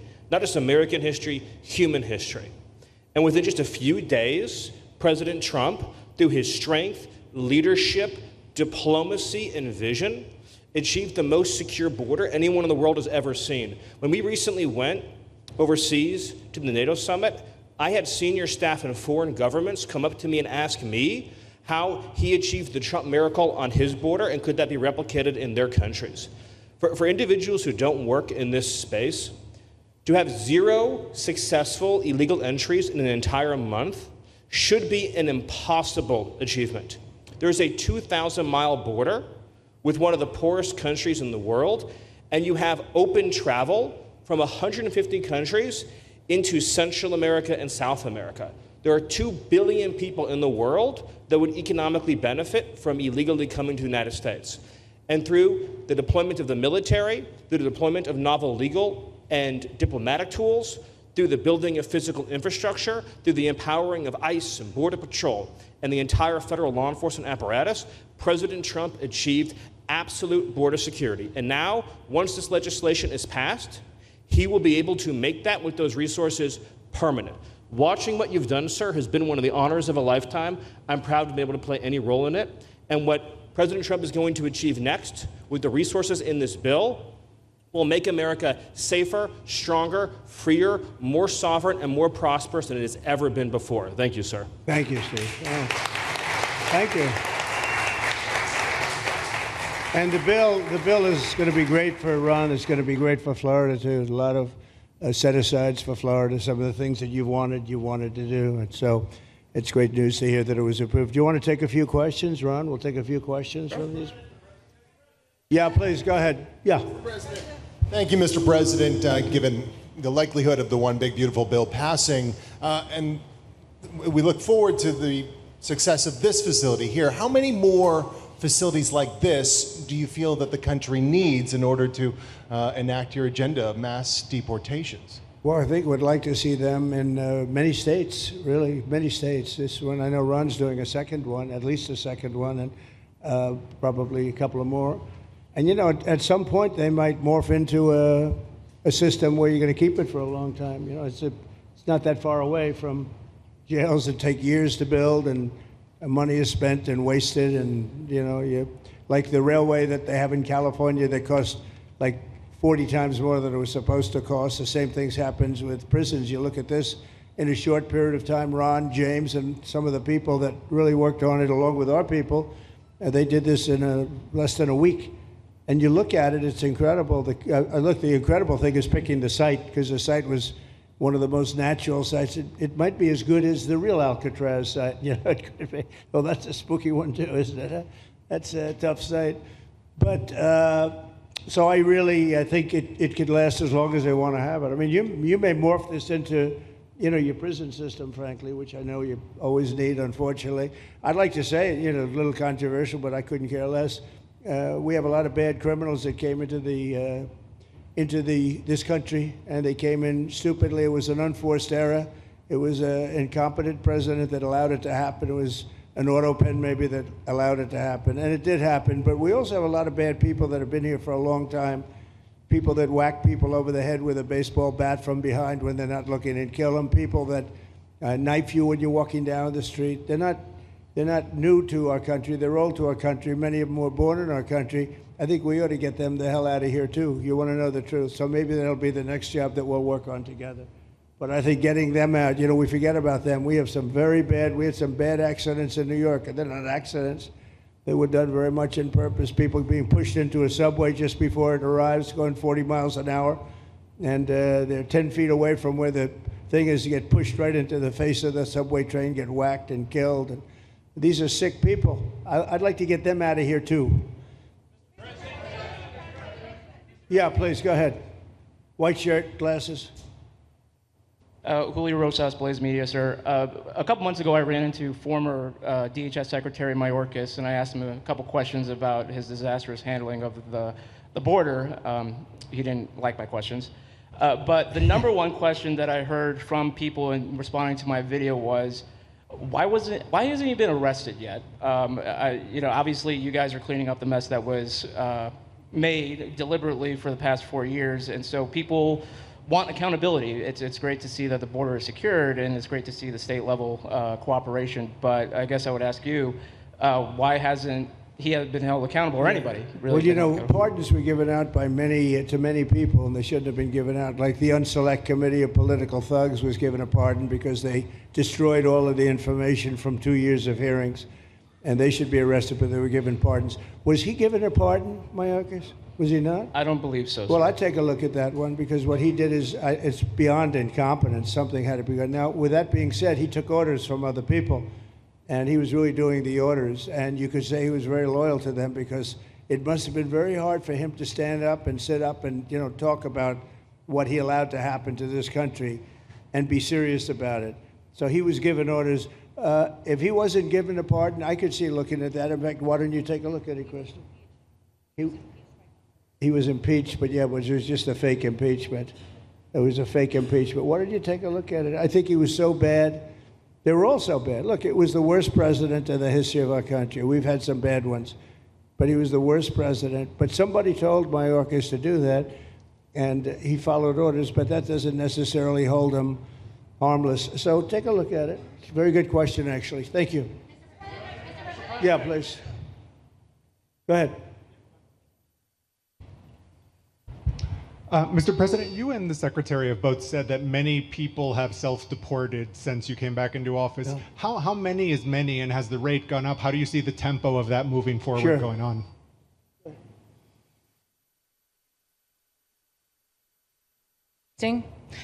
We have had several 100,000, but also we have many that have self-deported, not even using the CBP Home app.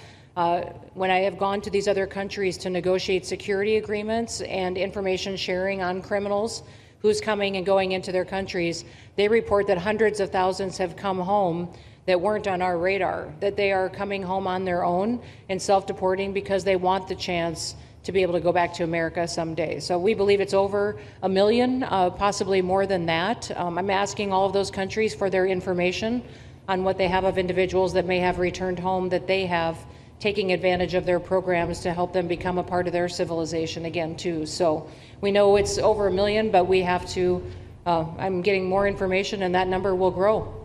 If they don't leave, they never get the chance to come back. If we have to take them out, and we will, they'll go out, but they never get a chance to come back. The other way, we actually make it a little bit easier for them to come back. Okay? Thank you. Good question. Thank you. The bill is now passed in the Senate, but we are already hearing from some Republicans in the House who say they cannot get on board with the changes that were made to the bill in the Senate. What is your message to those holdouts? Well, I just heard that about the Senate, and the bill just passed, and it tells you there's something for everyone. I mean, it's a great bill. There is something for everyone, and I think it's going to go very nicely in the House. Actually, I think it will be easier in the House than it was in the Senate.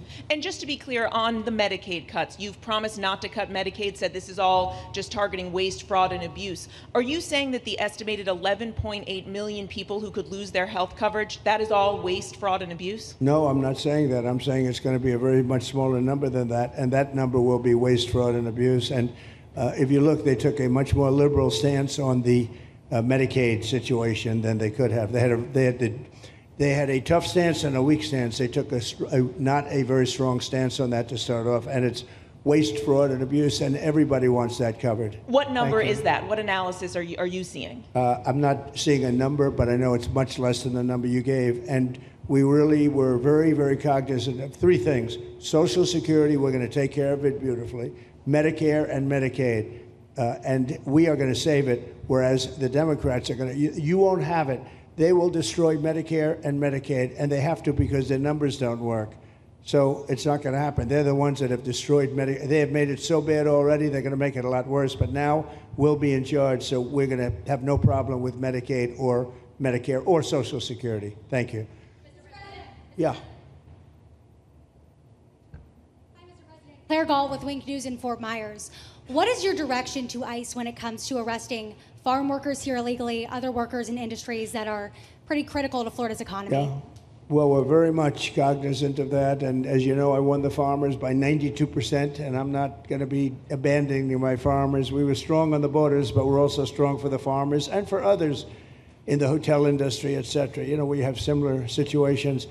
And Christy and I, and we'll be working with Ron and a lot of the states. We're going to work something where the farmers can be responsible for some of the people they have in. They have people around for 10, 15 years that they know very well.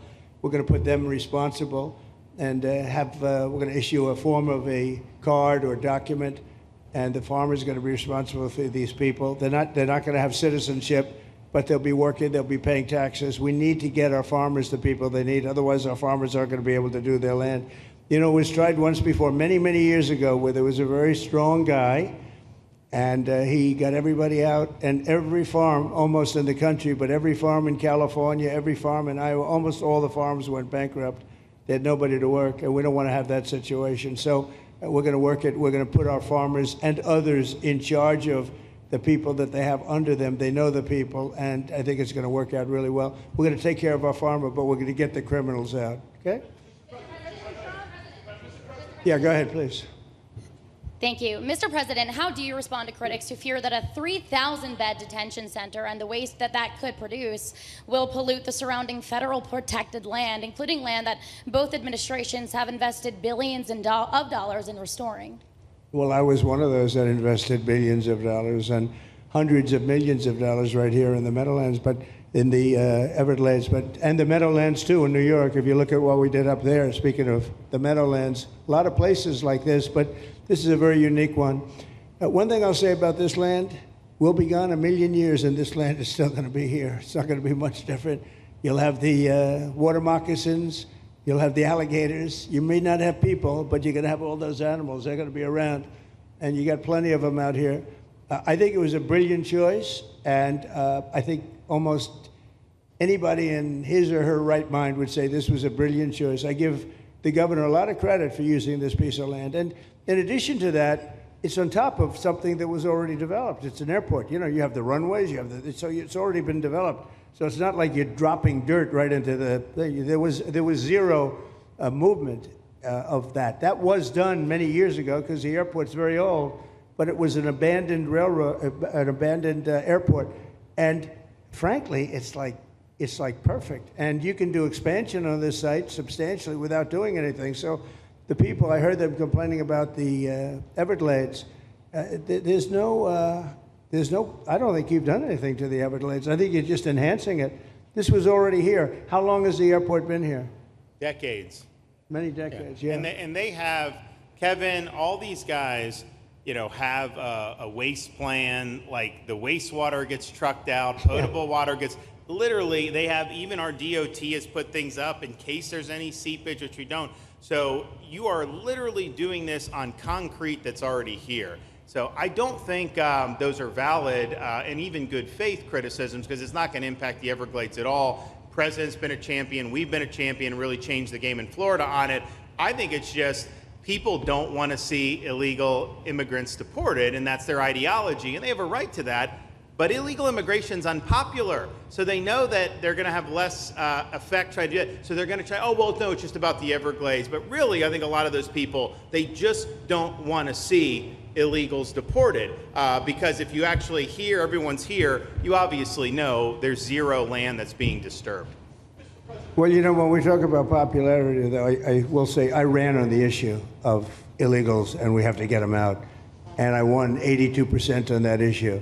So I think that they may not like certain aspects of it, but ultimately they do not want them in their country. And if this is a part of a use, but I think from an environmental standpoint, it's incredible. In fact, when we landed that very big, heavy plane today, they came out and checked it fairly.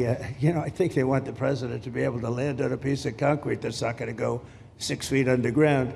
And they checked it. They came back and they said, this thing is really solid. So it's been there a long time. It's going to be here a long time, and it was a great choice of a site. Thank you. Yes, please. Brian, go ahead. Yes, sir. The people of Syria were recently seen on the streets waving American flags, chanting Trump, Trump, Trump. They're so appreciative of the economic sanctions that was lifted on that country, giving them a little bit of hope for prosperity. You want to comment on that? Well, they're great people, and the man that is leading them has a reputation. You know, he was the head of some pretty tough organizations, and a lot of people criticized me for that. I said, well, what are we going to do, take him out of a day school, a country day school? It's going to be, by nature, I would think, Ron, they'll be pretty tough, and he is pretty tough, but I met him, spent a lot of time with him, good guy. I took off the sanctions because if I didn't do that, they wouldn't have had a chance. And Syria has a chance. You know, the people are great. They work hard. They're very smart. It used to be a place of professionals, accountants and lawyers and doctors and high academic credentials in that part of the world. And I think it's going to work out great. I took off the sanctions, and they were very appreciative. They were shocked, but they were very appreciative. We're giving them a chance at survival. With the sanctions, it couldn't have worked. Thank you. Mr. President, your beloved New York City. Your beloved New York City may well be led by a communist soon, Zorhan Mandami, who in his nomination speech said he will defy ICE and will not allow ICE to arrest criminal aliens in New York City. Your message to communist Zorhan Mandami. Well, then we'll have to arrest him. Look, we don't need a communist in this country, but if we have one, I'm going to be watching over him very carefully on behalf of the nation. We send him money. We send him all the things that he needs to run a government. And by the way, they get about 3 times what you get, Ron. If you look at the per capita, Florida gets 1/3 of what New York gets in terms of the numbers. Why don't you give us those numbers? Yeah, well, because that's what we should send him. Yeah, well, like sometimes people say Florida gets more because they count Social Security recipients, but that's not money to the state. Those are seniors that live here. If they moved to North Carolina, you could count it there. So it has no interaction with the state government. They get more on the city and state governments than we get. Right, substantially. We're going to be watching that very carefully, and a lot of people are saying he's here illegally. We're going to look at everything, and ideally. He's going to turn out to be much less than a communist. But right now, he's a communist. That's not a socialist. You know, I've always said, we will not have socialism in this country. In the speeches, I said, well, what? They skipped socialism. And you got a lot of them like that. And you see AOC, she's out there with her, you know, bad IQ. She's out there ranting and raving about how wonderful he is. And look, so far he's winning. He still has a race to win, but so far he's winning, and he has an advantage as a Democrat in New York City. I was there a long time ago, and it was a long time since a Republican won the city. Yeah, but you would think that a Republican would be able to win. Or you have a good independent running, Mayor Adams, who's a very good person. I helped him out a little bit. He had a problem, and he was unfairly hurt over this question. He made a statement to the effect that this is terrible. New York City can't have all these immigrants come in. And like he was indicted the following day. And I said, that was a phony indictment. And it was a phony indictment. That was a Biden indictment. I said, don't feel bad. I got indicted 5 times every time you opened your mouth. That was a bad group. That was a very dangerous group, I will tell you. These were not nice people. That was the only thing they could do. They had no policy. They had no skill. They had no anything. But they were very good at that. They were vicious, vicious, horrible people. Thank you very much. Yeah, please, go ahead. Anna Giratelli with the Washington Examiner. Governor DeSantis has proposed using National Guard, deputizing them as immigration judges to get through this massive backlog of people in the immigration court. Would you be open to that? Yes, he has my approval. Okay. That wasn't too hard to get, was it, right in front? He didn't even have to ask me, James. You didn't even need James to ask me. He has my approval, okay? Good. I also like what he's doing in Okeechobee. He has my approval for that, too. I don't know how we work that out, but we'll work it out. We'll follow up. Go ahead. Please. President Trump, Jake Stofan with Action News Jax from up in Jacksonville. There's some talk about a facility similar to this up in Camp Blanding. Has that been approved by DHS? If not, what's the timeline? When could we see ground break on that? Well, I'll ask Ron or James to talk about it. Do you want to mention it, James? The overarching plan, I think the Secretary has said she supports the whole plan, so you guys are going to keep going. Yeah. So, Mr. President, just specifically, the response for proposals is out for that today. It closes, I can't even remember what day of the week it is, but it closes on Wednesday at 5 o'clock. Then we will do notice to proceed. So I would say right after our wonderful Independence Day, we will be starting construction there at that facility. You're going to have another big runway there, too. That's great. Wow. Well, I love these runways. It's very convenient, I must say. Having a runway is a nice thing. Today, you don't get runways approved. I will tell you, it's tough to get a runway. Although in the age of Trump, you get them approved fast. You know, we're approving massive electrical bins, what they call them bins, but big electrical facilities for all of the factories and the AI that's coming in. They're going to build their own electric. They're going to be really, they're going to be made into electrical providers. They're going to have a lot left over. They'll put it into the grid. I think, well, you know, they're going to end up doing so much. They'll put it into the grid. Won't even cost anything from their standpoint. But so we have a lot of that happening. We get approvals fast. So, but I was just saying, runways are hard to get, but we'll get them now. But in the past, I would say over the past 30, 40 years, when you can get a runway, that was considered gold. Okay, please, go ahead. Go ahead. Sure.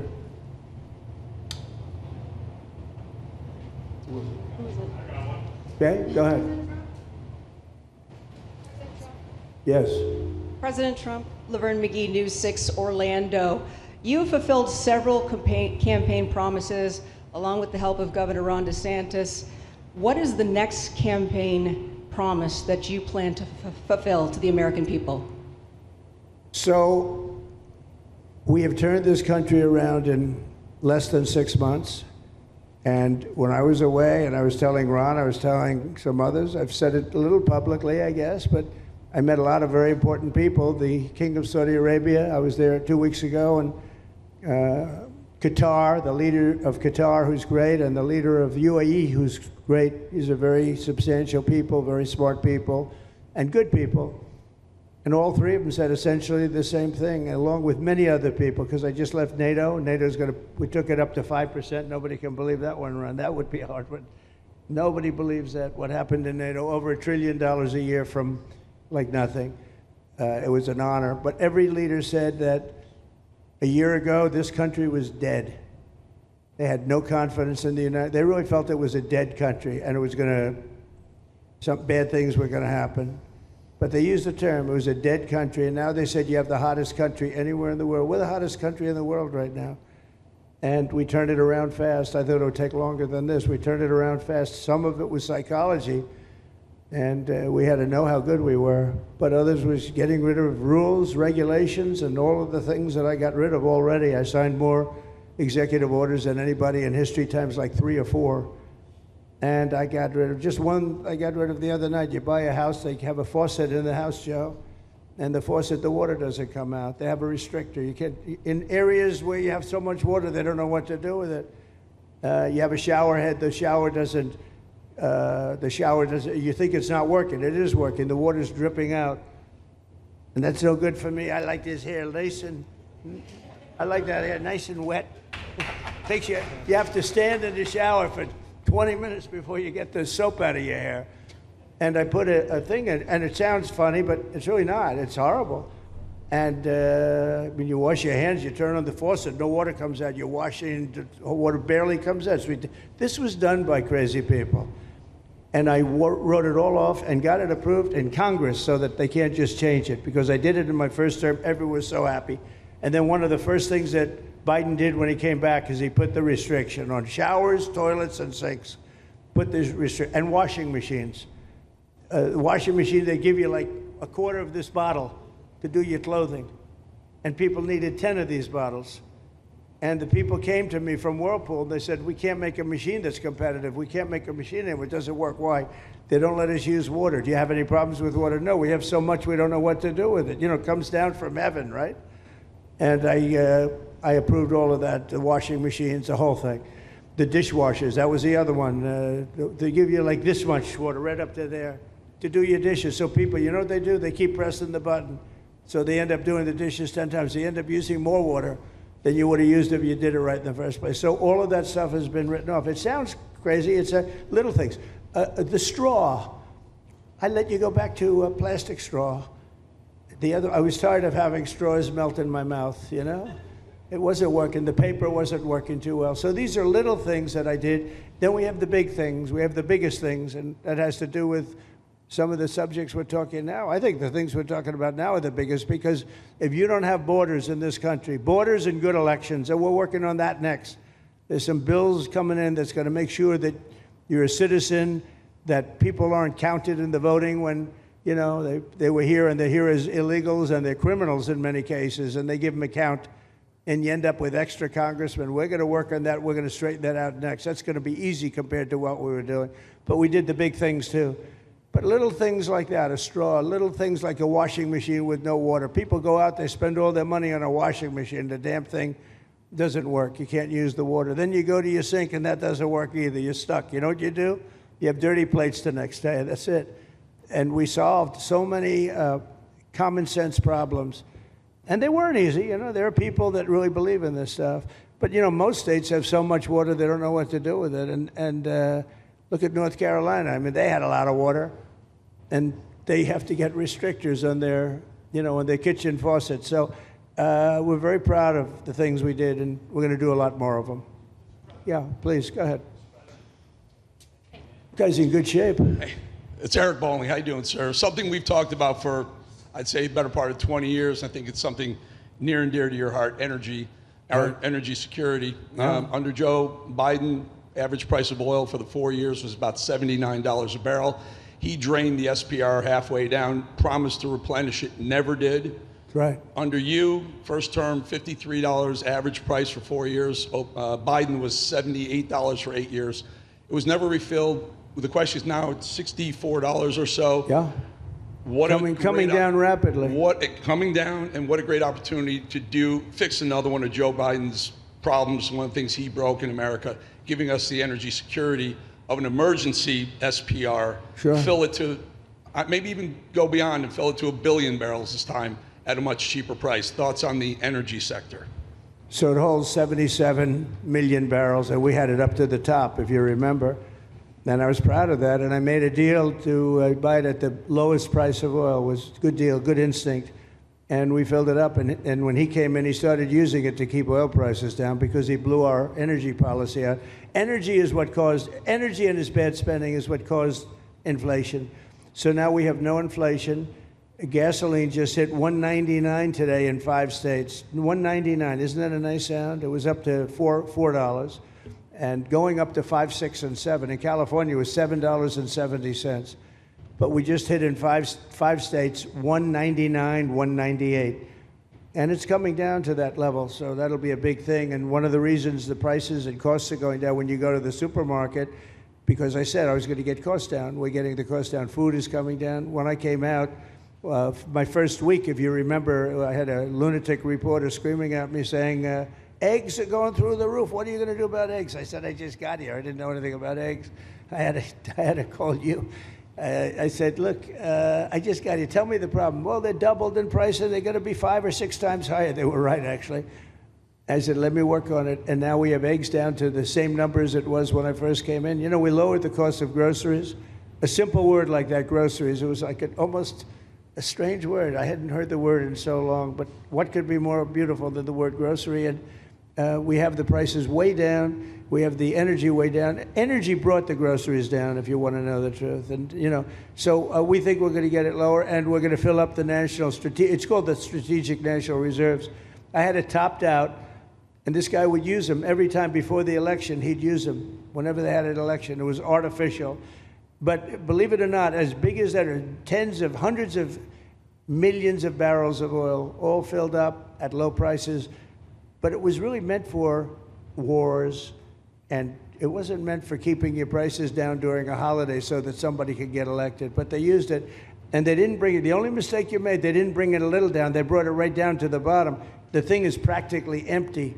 They never filled it up. They never spent 10 cents in filling it up. And we'll do that. When the market is right, we'll fill it up. I want to fill it up when the market's right. Thank you. How about one more question? Okay, please, in the back. Dana Marie McNichol, Fox News Channel. Mr. President, is there an expected time frame that detainees will spend here, days, weeks, months? And does that have anything to do with the immigration judges you just spoke about being trained and staffed here? When you say, what was the first part of your question? Is there a specific time frame you expect the detainees to spend here, days, weeks, months? In Florida? Yes, here at Alligator Alcatraz. I'm going to spend a lot. Look, this is my home state. I love it. I love your government. I love all the people around. These are all friends of mine. They know them very well. I mean, I'm not surprised that they do so well. They're great people. Ron has been a friend of mine for a long time. I feel very comfortable in the state. I'll spend a lot of time here. I want to, you know, for 4 years, I've got to be in Washington, and I'm okay with it because I love the White House. I even fix up the little Oval Office. I make it, it's like a diamond. It's beautiful. It's so beautiful. It wasn't maintained properly, I will tell you that. But even when it wasn't, it was still the Oval Office, so it meant a lot. But I'll spend as much time as I can here. You know, my vacation is generally here because it's convenient. I live in Palm Beach. It's my home. And I have a very nice little place, nice little cottage to stay at, right? But we have a lot of fun, and I'm a big contributor to Florida. You know, pay a lot of tax, and a lot of people move from New York, and I don't know what New York is going to do. A lot of people moved to Florida from New York, and it was for a lot of reasons, but one of them was taxes. The taxes are so high in New York, they're leaving. I don't know what New York's going to do about that, because some of the biggest, wealthiest people and some of the people that pay the most taxes of any people anywhere in the world, for that matter, they're moving to Florida and other places. So we're going to have to help some of these states out, I think. But thank you very much. I'll be here as much as I can. Very nice question. With that, I'd like to just end by saying I want to thank Ron and James and all of the people that have done such a great job, all of your staff. Really fantastic work. And it really started with site selection. You can do a great job, but if you have the wrong site in real estate, you have the wrong site, you're dead. And this was a great site selection, despite what you may read in the environmental press. Good job. And this was an honor for Christy and myself and Steve and all of our people to be here. And I also appreciate the media. They've treated us very fairly. Over the last few weeks, I've been treated very nicely. And it's so unusual. I'm not used to it, but we've gotten great accolades. Brian, I want to thank you for calling out, because I was waiting here because I knew the vote was taking place and I'm answering questions, right? So I want to thank you very much and say hello to our friend. And I will see a lot of you. Thank you very much. We're going to make America great again. Thank you very much. Thank you. Thank you, Brian.